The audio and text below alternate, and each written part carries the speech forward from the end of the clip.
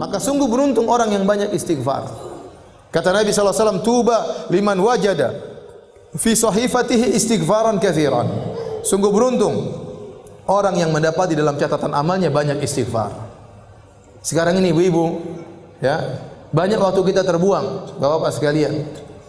Saya kalau di Arab Saudi saya sering lihat ada tulisan imla awqatak bil istighfar. Kita lagi ngantri ada tulisan isi detik-detikmu dengan istighfar. Kita kalau di Saudi kita jalan dari Mekah ke Madinah, di tengah-tengah ada tulisan subhanallah. Di tengah tulisan alhamdulillah. Kenapa orang yang bersafar agar ingat kepada Allah kemudian dia berzikir di tengah jalan. Betapa sering saya lihat orang ngantri mereka sambil berzikir, astagfirullah, astagfirullah, astagfirullah, astagfirullah. Sekarang mulai berubah dengan adanya medsos. Sekarang orang ngantri langsung buka Facebook. Astagfirullah, astagfirullah, astagfirullah. Alhamdulillah, alhamdulillah. Sekarang lihat macam-macam.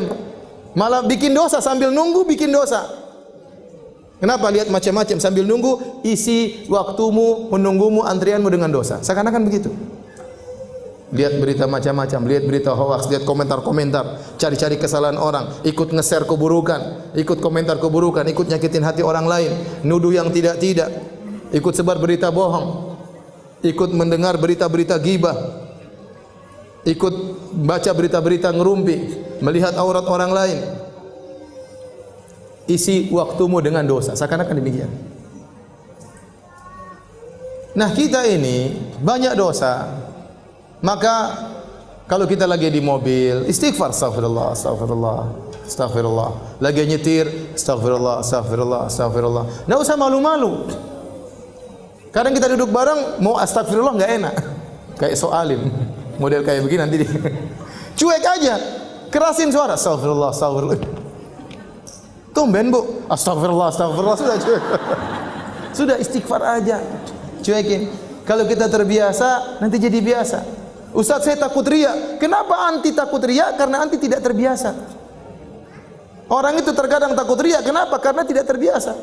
Kalau terbiasa cuek, orang bertamu di rumahnya, sebentar, saya mau sholat duha dulu ya. Cuek aja. Tapi kalau wah, itu berarti karena dia tidak biasa sholat duha, makanya dia apa?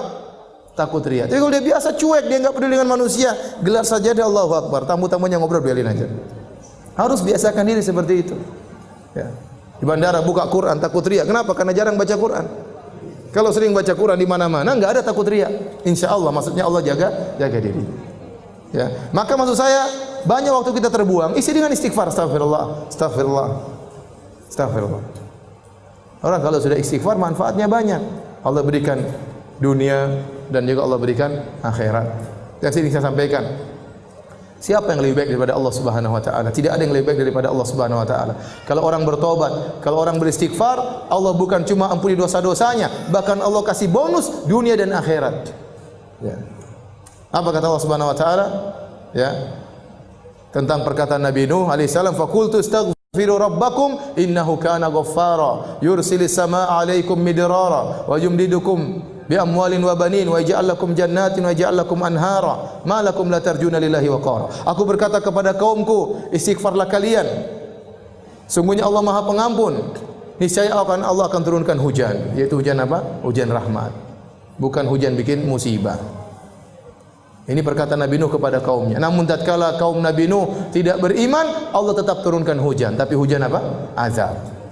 Seandainya mereka beristighfar, hujan yang turun bukan hujan azab, tapi hujan apa? Hujan rahmat. Kata Allah, yursil sama alaikum midrara wa yumdidukum bi amwalin wa banin. Allah akan perbanyak anak-anak kalian, Allah akan perbanyak harta-harta kalian. Wa yaj'al lakum jannatin wa yaj'al lakum anhara. Allah akan tumbuhkan taman-taman bagi kalian dan Allah akan alirkan sungai-sungai bagi kalian. Dunia Allah berikan. Akhirat Allah juga berikan. Ya. Ya ayyuhalladzina amanu tubu ila Allahi taubatan nasuha. Asa rabbukum ay yukaffira ankum sayyi'atikum wa yudkhilakum jannatin tajri min tahtihal anhar. Wahai orang yang beriman, bertaubatlah kepada Allah dengan taubat yang nasuha. Niscaya Allah akan hapuskan dosa-dosa kalian. Apakah titik? Belum, masih koma. Ada kelanjutannya. Wa yudkhilakum jannatin tajri min tahtihal anhar. Allah masukkan kalian ke dalam surga yang mulai di bawahnya sungai-sungai. Siapa yang lebih baik daripada Allah? Tidak ada yang lebih baik daripada Allah Subhanahu wa taala. Manusia, kalau kita berbuat salah kepadanya, kita minta maaf, Dia cuma maafkan, tidak kasih bonus. Apa ada orang kita maki-maki dia, setelah itu kita datang, maaf mbak, saya kemarin maki-maki mbak, saya minta maaf. Oh begitu, ini nih, saya terima permohonan maaf engkau dan ini mobil saya kasih buat kamu.